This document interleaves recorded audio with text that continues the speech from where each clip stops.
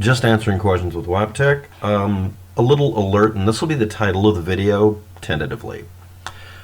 Diamonds, those are carbon crystals, are biocompatible. They're also chemically inert. They don't do anything. The body doesn't reject carbon crystals. And smaller carbon crystals would be as well. In fact, maybe more. Unless the object has some characteristic about it that aggravates your body or interferes chemically or mechanically in some other way, it is ignored by the body and is inert in the body. This also goes for cubic zirconia, which can be used for the base for making artificial teeth that the body will react to, but only because it has a mechanical shape to it. It's biocompatible or biologically inert. In the case of diamonds, they're bio-inert and therefore passively compatible, not actively. Some other materials are biocompatible, but they're not bio-inert because they will interact on some level with the human body in some way, providing some change or alteration to it.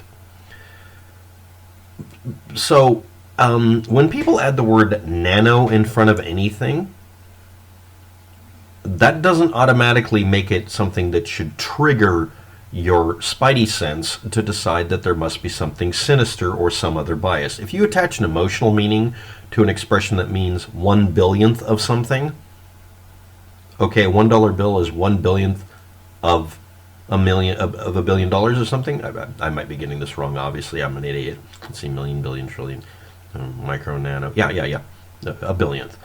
So, if you find a billionaire and you have $1 in your pocket, you're 1 nano billionaire. So you're 1 nano Gates.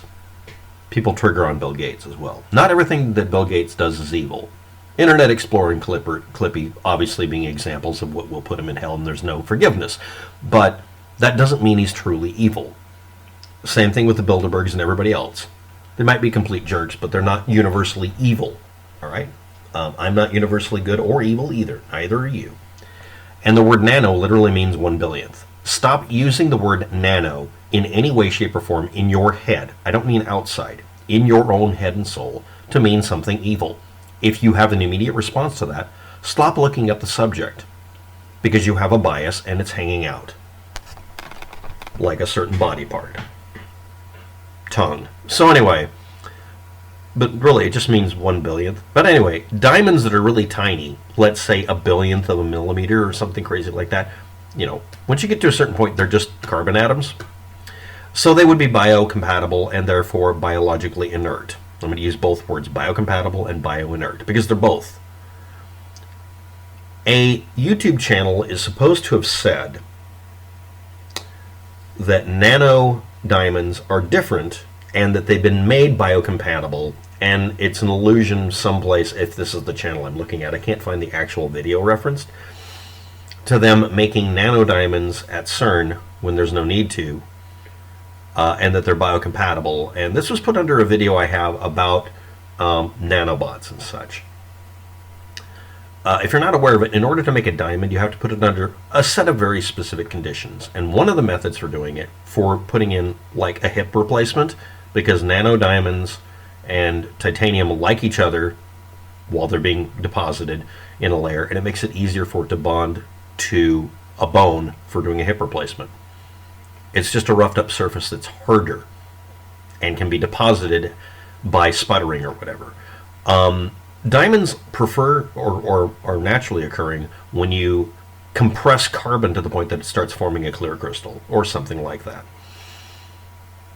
But you can, on an extremely tiny size, nano diamonds, form them by using experiences that don't require high pressure, but they do require high temperatures for a split second. And they form diamond-like materials on a surface, and you can spray them onto a hip joint so that your grandma can walk again. That's about all that anybody brings up. And yeah, they're biocompatible. If they get in your body doesn't react to them in any way, but that's just because your immune system ignores them. And it's also mostly because they're chemically inert. An actual diamond won't react, or will react virtually non-existent reactions to almost anything. It has a bunch of other characteristics that are interesting. It conducts heat, so it can be used as a heat sink or heat transfer material. It's an electrical insulator. It allows light to transfer through from infrared to ultraviolet. So, and also most of the, I mean, a lot of other frequencies. So you can use it as a window or a lens on things. It's transparent. That doesn't mean it doesn't bend light. You can make lenses out of diamond. If we could make industrial diamonds, number one, if we could make optically clear diamonds, we could make nearly impossible to break lenses. This would also mean that the diamond cartels would go out of business, and there is a conspiracy among the diamond cartels to make sure that you do not trust artificially created diamonds. And that's acknowledged because they've had leaks about this. Now, at the 5 minute and 30-second mark, you just heard that there's an actual fucking real conspiracy so that you and I cannot have 100% scratch-proof lenses on our cameras or on our glasses. The optical, the index of refraction for diamonds may or may not be useful for whatever you're doing, but the fact that it can work from infrared to ultraviolet means that it's very valuable. It may have some frequencies that don't pass correctly or whatever, but that's not relevant. For this argument's sake, there's an actual conspiracy that's acknowledged because the diamond cartels want you to buy their pretty, tiny rocks for shit tons of money because you apparently owe it to your spouse if you have a penis. That's more triggering to me than some guy out there saying that CERN is making carbon nanocrystals, aka nanodiamonds. I don't know if that person's actually saying it, and it's not relevant, and also CERN isn't necessarily doing that. They do experiments with actually ramming protons and neutrons together and shit. And next, someone asks, if someone out there wanted to take artificial intelligence to the next level, it would be impractical to disperse nanobots.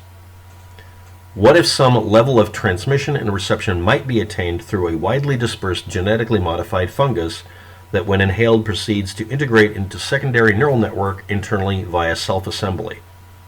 Now I'm going to bring up a pretty simple thing here. Funguses don't do that in general. So you'd have to be talking about a specific one. I'm reading this as I'm reading this. This is the first time I've read this from the person. Okay. Funguses don't necessarily respond to any particular signal that we could send and receive. Funguses have shown no form of intelligence, and genetic engineering experiments on funguses have shown that we can't really influence them much. There's a few things we can influence with genetics. Not everything can be manipulated. It's actually easier to get something incredibly simple to do something just slightly more complicated, like make a copy of a protein, than to do anything intelligent or purposeful. The manual for building a car doesn't determine which way it steers after you build it. You can get instructions on how to make every part of a car, but that doesn't tell the car to override or control the driver.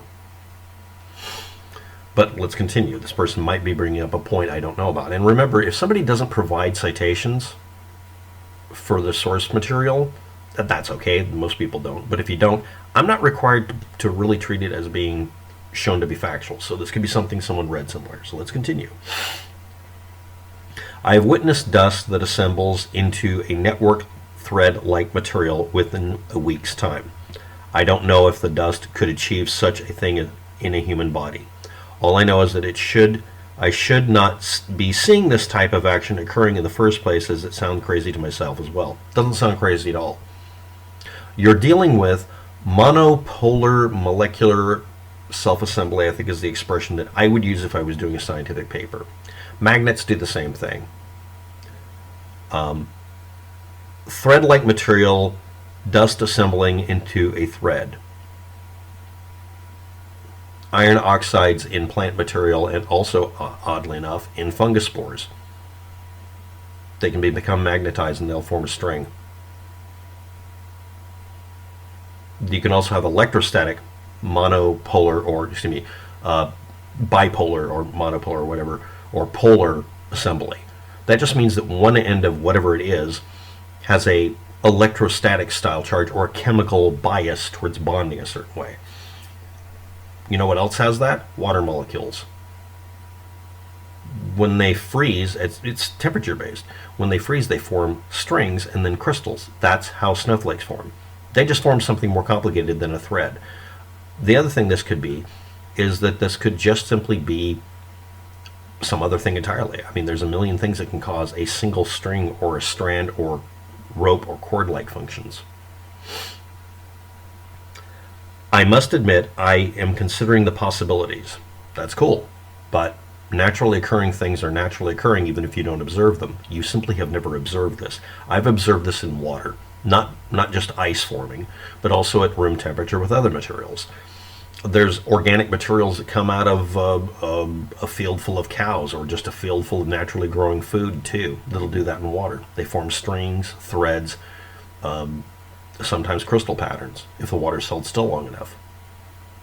It's normal. This is called crystal structure self-assembly or whatever. That's how crystals form.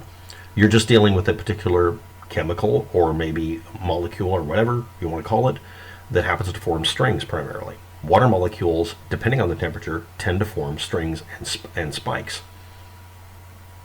It depends on the temperature and conditions. This happens if you're in the north enough that you see it every once in a while. Once every 5 years, we'll get a type of ice that forms needles.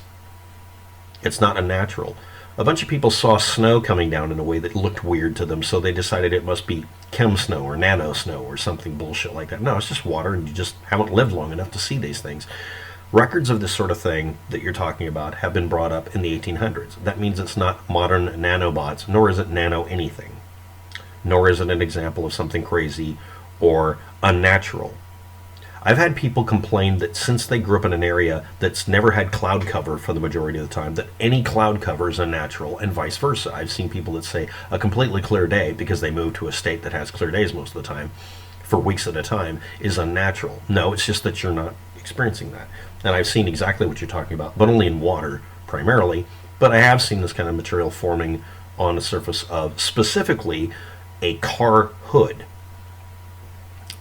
Car hoods sometimes are sprayed with a type of lacquer that has a tendency of forming lines in it. All the dust will collect in a string. It's on a microscopic level. A little bit of vibration is added. It'll go into little lines, and they're incredibly fine lines. If you're nearsighted like me, you notice these things. Other people who aren't as nearsighted have to get out a magnifying glass.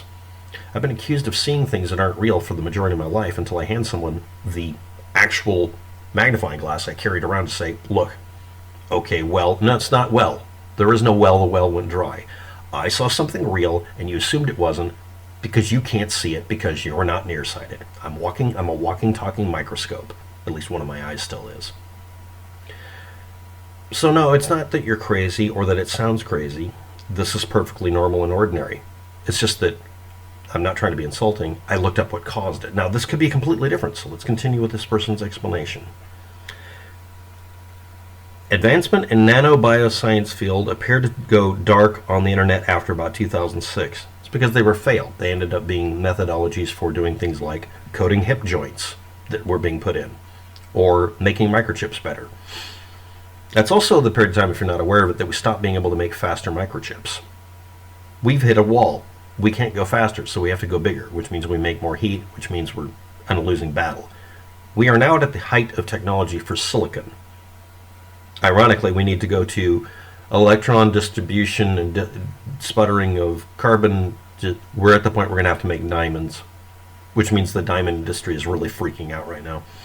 I postulate that there is at minimum 15 years of advancements that have been intentionally hidden as opposed to disclosed to the public. No. I already researched this considering microchips.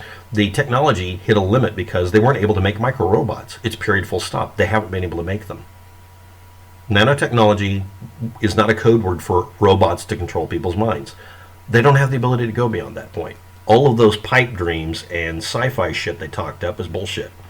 There are other sciences that they cease publishing advancements as well because they didn't advance them any further. I'm inclined to believe that they are way further along in areas that would still regard as science fiction. In some cases, yes, but in this area, no. They hit a wall. It's called reality. Would said mind control appear as a full puppeteering? It would be possibly better to have a semblance of discretion. Would it be more subtle? Fascinating topic. Yes, it is. But yeah, specifically 2006, actually 2006, and apparently it was like in May, they stopped being able to do more, and they stopped talking about it, and a bunch of companies went out of business. There was also this thing of the high-tech, cave-in. They got a bunch of investment money, and the pyramid scheme fell. What you're watching isn't people hiding facts. It's they're hiding evidence of their own failure to achieve what they promised. They lied. Thanks for watching. Have a good day. Good luck with it.